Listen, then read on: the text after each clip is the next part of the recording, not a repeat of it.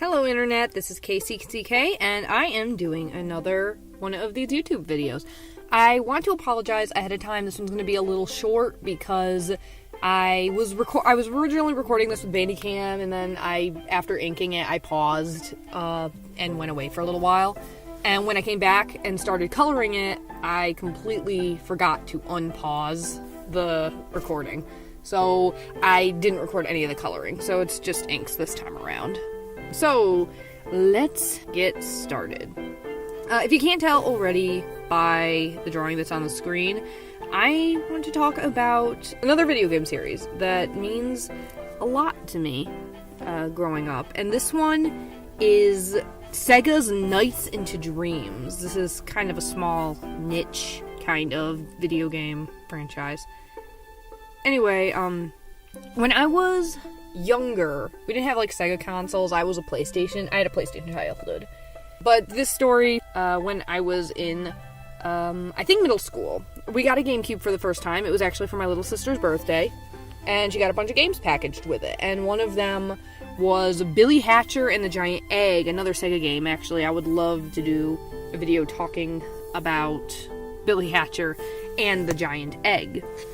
Anyway, in Billy Hatcher and the Giant Egg, there is a special egg you can find in some modes that has a cameo Sonic or Sega character in it, like Samba de Amigo, Sonic the Hedgehog, I think Knuckles, the Echidna, a Chow, and one of them, which was always my favorite, was what I called the Genie, which was Knights, who would fly around with you.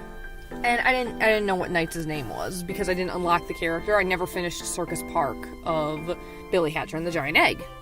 So, anywho, fast forward a bunch of years to 2008, because as of that point, my only experience with Knights was through Billy Hatcher and the Giant Egg, and remembering Knights from seeing the game in my local game store when I was a kid, but I didn't have a Sega console, so there was no point in even looking at it. Anyway, it was January of 2008, I was addicted to World of Warcraft. I had just gotten my Warcraft account paid for the month, and I saw a commercial on TV for Knight's Journey of Dreams. I remember I saw the commercial on Cartoon Network. And I think it resonated with me or something. Like, it vibrated on the same wavelength I did, because my little autistic brain immediately fell in love, because there he was, it was the genie, and the commercial just sold me the game. But I didn't have any money, because I just paid off my Warcraft account. Fun fact in my family, we didn't get an allowance. We would get money for doing chores, but usually it was like an on-demand kind of thing. Chores on demand. I mean, we'd still have regular chores, but extra chores is how we would earn our money. Regular chores were just expected of us. And I had just done the big chores to pay my World of Warcraft account, so I didn't have any money. And my older sister did babysitting, and because I had immediately fallen in love with this game, my older sister decided to be really cool, and she went out to the store and bought it for me. And that was a new game. In 2008, I think new games cost $50 or something, or 50-something dollars. I don't remember. But either way, new game price. Actually, it totally isn't worth new game price, but whatever. Anyway, as I was saying, so what ended up happening was I got the game, and immediately I fell even more down the rabbit hole in love with Knight's Journey of Dreams, and as a result ended up trying to consume as much Knights content as I could, which sadly consisted of Knights into Dreams, Christmas Knights into Dreams, which was a Christmas-themed expansion pack, Journey of Dreams. On every Knights game I own, I have a rank on everything. I'm cool like that. And I have 8 million copies of Knights into Dreams specifically. But now I want to get to the main point, is that prior to getting into Knights into Dreams, I was not really a part of anything like Fandom on the internet or anything. I mean, I would look at fan art and stuff, but that was it. That was almost exclusively what I would do. Oh, what a pure time of my life. But what I ended up doing was I didn't do a lot of fan art. Like, I was one of those people who would be more likely, if I fell in love with Pokemon, instead of doing Pokemon fan art, I would say, I'm going to make my own original Pokemon ripoff and do art of that, because you can't tell me my own characters are drawn badly. So that's what I would do. I was not a fan art person. But NiGHTS, for some reason, I don't know why, maybe because, like I said, it resonated on some weird wavelength that I did. For some reason, NiGHTS was different, and I actually started doing fan art. Maybe it's because he looked so simple to draw, or because I felt so in love with this game, and yet there was only a really bad Archie comic, 2 games, and a Christmas expansion pack to collect for the NiGHTS franchise. So I started digesting lots of fan content, and then started actually making fan content. And it meant a lot to me, because NiGHTS is so weird that I had always thought that if I had done fan art, people would like poo-poo all over it or something, and yet I would do NiGHTS fan art and people would leave immediate feedback. Like, I could do fan art for something that's modern and popular these days and get no comments on it, but I put a NiGHTS picture up on my DeviantArt account, and immediately I got some good feedback. And on my other social medias, like, people are reblogging it on Tumblr and putting nice things in the tags, because people miss NiGHTS, and I think NiGHTS means a lot to a lot of people.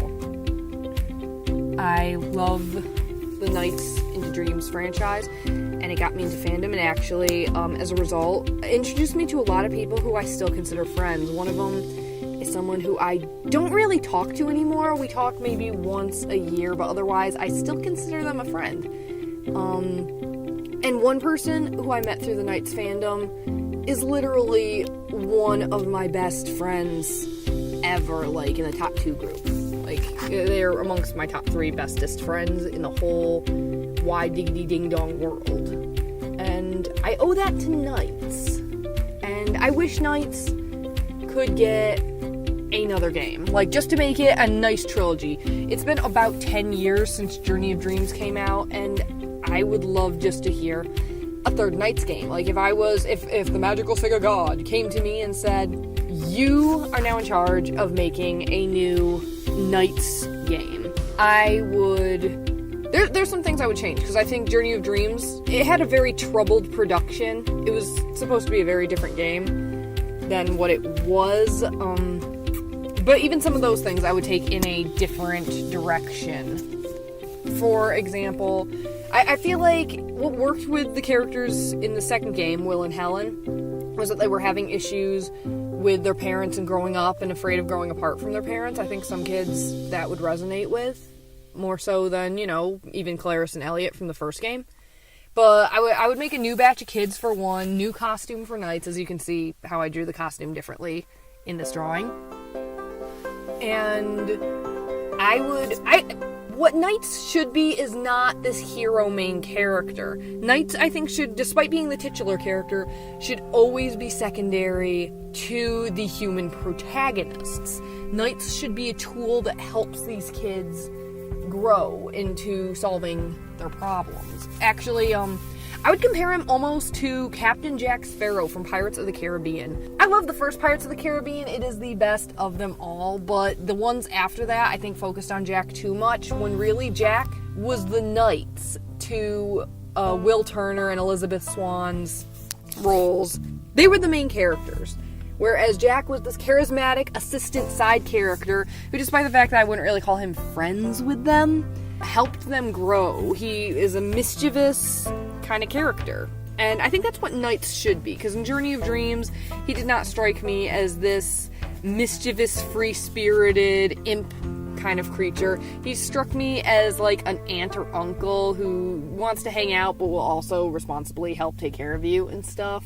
Like, I would love to see a scene where, I don't know, like the girl character falls into a dark pit of darkness, and maybe the boy character is like, we have to go in and save her. That's what I would change too, is more interaction a little bit between the boy and girl characters. Have the boy be like, I want to save her, and NiGHTS be like, I ain't going in there. I worked my ass off to get out of there. I'm not heading back into the nightmare. And so they have like an argument, and Knight's like, he's like, I'm an A-class nightmare who was made to steal little idiot from kids like you.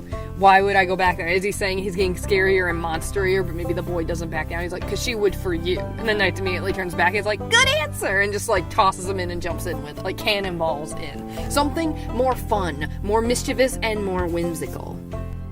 Anyway, this video is getting a little bit long, so I'm going to wrap this up and say thank you for coming to see the video. I'm going to try and put videos up a little more regularly. I don't know if I can commit to that. I'm actually working on the buffer for a comic, and at the same time trying to do a buffer for another comic. So I guess that, you know, I'll get these up when I can. Right now, instead of outside with my chickens, I'm recording in the closet because I thought it would be a little quieter and that the sound wouldn't echo around because of all the clothes. But my parents are still finding me and asking, who are you talking to up there? Why are you in the closet talking to yourself? So I'm gonna end the recording now and say thank you, and I'll see you in the next video. And if you come up with something that maybe you want to hear me talk about over a drawing, leave it in the comments. That'd be cool.